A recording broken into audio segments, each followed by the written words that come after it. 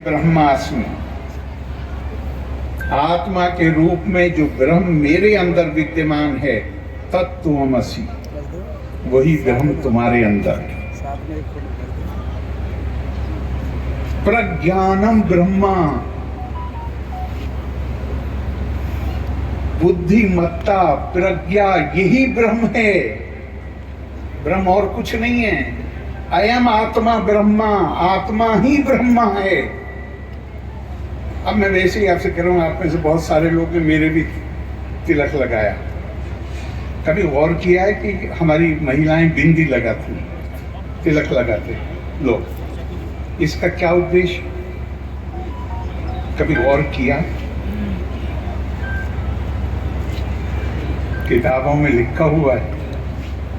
इसका उद्देश्य ये, सुबह को नहा धो के उठ के और नहा धोने के बाद आईने के सामने खड़े होके ये लगाओ और अपने आप को याद दिलाओ कि जितनी उसकी मखलूक है, उसमें सिर्फ इंसान वो हैं जिनको उसने सोचने समझने की, दिमाग की ताकत दी है, कल्पना की शक्ति दी है।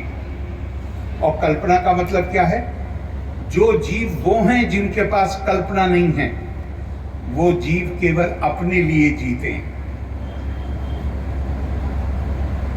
और कल्पना की शक्ति, दिमाग की शक्ति जिनके पास है, उनको कहा गया है कि तुम्हारा जीवन इसके लिए नहीं है कि तुम केवल अपने लिए जियो।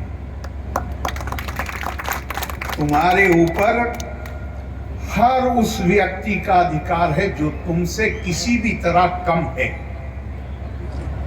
मानिए आपके पास, ये अकेले पैसे की बात नहीं है, आपके पास बुद्धि ज्यादा है।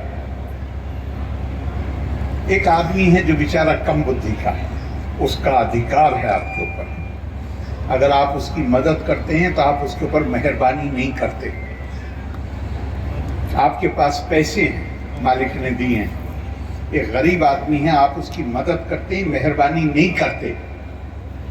आपके पास ज्ञान है, जिसके पास ज्ञान नहीं उसकी अगर आप मदद करते हैं, यह आपका धर्म है। धर्म पूजा पाठ को नहीं कहते हैं, धर्म कहते हैं अपनी जिम्मेदारियों को अदा करने को। यह आपका धर्म, और मेरा ईमानदारी से ये मानना है। और ये मत समझिएगा मैं आपकी तरह ज्ञानी नहीं हूं, मैं विद्यार्थी हूं, मुझे पढ़ने का बहुत शौक है, बचपन से है।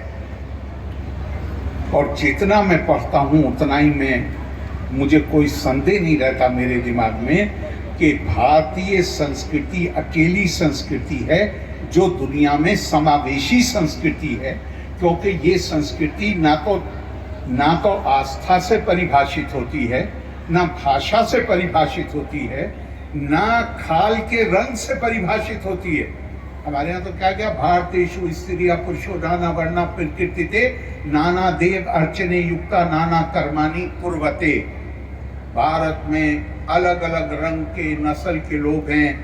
भारत की स्त्रियां, भारत के पुरुष, भारत अलग अलग रस्मों रिवाज हैं, उनके अलग अलग नाना देव अर्चने युक्ता, वो उस एक की पूजा अलग अलग नामों से करते हैं। तो सबके लिए मन में सम्मान, सबके लिए समावेशी दृष्टिकोण, दूसरे के, बहुत लंबा नहीं बोलना चाहिए। जो आप विधायक जी भी हैं यहाँ, मैं अब नहीं लड़ता हूँ इलेक्शन, लेकिन पहले लड़ता था। इसलिए अगर आप मुझे फ्री टाइम देंगे तो मैं बोलता ही चला जाऊंगा, इसलिए फ्री टाइम नहीं, बहुत लंबा नहीं बोलना, बहुत लंबा नहीं बोलना। मैं आपको एक गीता के श्लोक के साथ अपनी बात खत्म करूंगा। गीता में भगवान कृष्ण अर्जुन से कहते हैं, इसे गौर से सुनिएगा, यो माम पश्यति सर्वत्र सर्वम चा मयि पश्यति तस्याहं न प्रणश्यामि साचा में न प्रणश्यति। आंखें हमारे सबके पास हैं, लेकिन भगवान कृष्ण अर्जुन से कह रहे हैं कि आंखें तो सबके पास हैं, पर देखने वाला वही है जो मुझ एक को सब में देखता है और सबको मुझ में देखता है। जो सब में मुझको देखे और मुझ में सबको देखे, ना मैं उससे कभी अलग होता हूं, ना वो मुझसे अलग होता है। अभी आपने मुझे तो खास तौर से आपने बुलाया दीप प्रज्वलन के लिए। आपको मालूम है हमारे यहाँ इसका कितना महत्व? शुभम करोति कल्याणम आरोग्यम धन संपदा शत्रु बुद्धि विनाशाय दीप ज्योतिर्नमोस्तुते।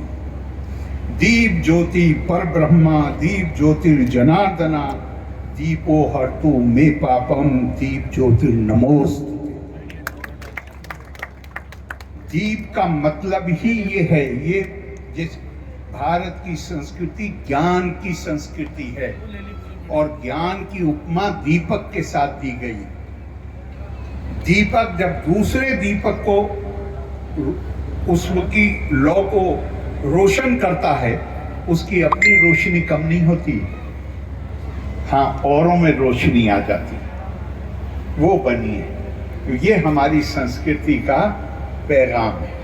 और आज दुनिया एक ऐसे संदेश के लिए भूखी है जो संदेश सबको एक नज़र से देख सके।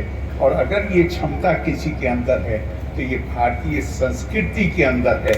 और ऐसे आयोजनों का उद्देश्य बेशक आपकी भक्ति और आस्था की अभिव्यक्ति होनी चाहिए, लेकिन उस